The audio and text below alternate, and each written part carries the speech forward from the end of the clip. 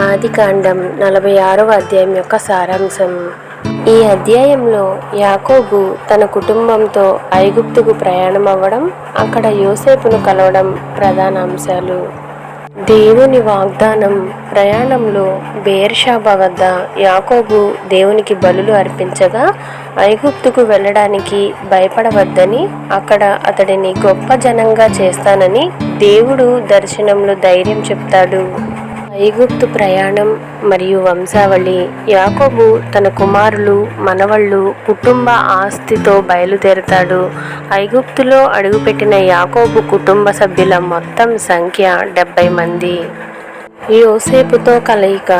గోషేను ప్రాంతంలో యోసేపు తన తండ్రి యాకోబును కలుసుకుని కౌగిలించుకుని తీవ్రంగా ఏడుస్తాడు. యోసేపును ప్రాణాలతో చూసిన యాకోబు ఎంతో సంతోషిస్తాడు. గోషేనులో నివాసం. ఐగుప్తీయులకు గొర్రెల కాపరులంటే హేయమైన భావన ఉన్నందున వారు వేరుగా గోషేను ప్రాంతంలో నివసించేలా యోసేపు ప్రణాళిక చేస్తాడు.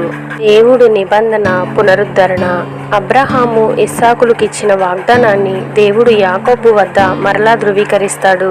ఐగుప్తులో కూడా తోడై ఉంటానని మాటిస్తాడు. యోసేపు చేతుల మీదుగా అంత్యక్రియలు. యాకోబు కన్ను మూసేటప్పుడు యోసేపు అతని దగ్గరే ఉంటాడని దేవుడు ప్రత్యక్షంగా చెప్తాడు.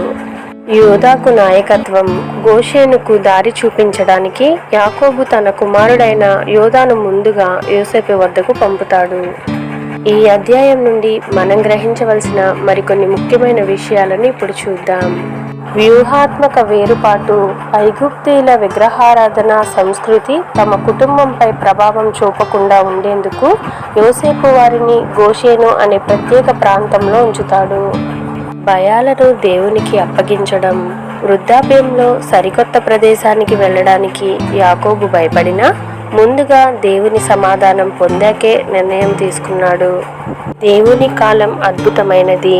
యోసేపు చనిపోయాడని భావించిన యాకోబుకు దేవుడు అతన్ని ఐగుప్తు ప్రధానమంత్రిగా చూపించి వారిని మళ్ళీ కలిపాడు. లోకంతో ప్రత్యేకత. ఐగుప్తీయుల విగ్రహారాధన ప్రభావం పడకుండా గోషేనులో వేరుగా ఉండడం ద్వారా దేవుని ప్రజలు లోకానికి దూరంగా పరిశుద్ధంగా ఉండాలనే సత్యాన్ని సూచిస్తుంది. వాగ్దాన నెరవేర్పు. అబ్రహాముకి ఇచ్చిన వాగ్దానం ప్రకారం ఒక చిన్న కుటుంబాన్ని ఐగుప్తుకు పంపి అక్కడ వారిని ఒక గొప్ప జనముగా మార్చడానికి దేవుడు పునాది వేశాడు. దేవుని ప్రణాళికలో మార్పులు. కనాను వాగ్దాన భూమి అయినప్పటికీ తాత్కాలికంగా ఐగుప్తుకు వెళ్ళడమే దేవుని చిత్తమైంది. దేవుడు మన జీవితాల్లో కొన్నిసార్లు మనల్ని వేరే మార్గాల్లో నడిపించినా దాని వెనుక మంచి ఉద్దేశం ఉంటుంది. కుటుంబ ఐక్యత. కష్టకాలంలో యాకోబు కుటుంబమంతా ఒకే మాటపై నిలబడి కలిసికట్టుగా ప్రయాణం చేసింది. ఇతరుల గౌరవం. ఐగుప్తు ప్రధానమంత్రిగా ఉన్నప్పటికీ యోసేపు తన తండ్రి రాక కోసం ఎదురు చూసి స్వయంగా వెళ్ళి ఆయనను ఘనంగా ఆహ్వానించాడు. అధ్యాయం యొక్క ముగింపు. దేవుని అభయంతో యాకోబు కుటుంబం ఐగుప్తుకు ప్రయాణమై యోసేపును కలుసుకోవడం ఈ అధ్యాయంలో చూడవచ్చు.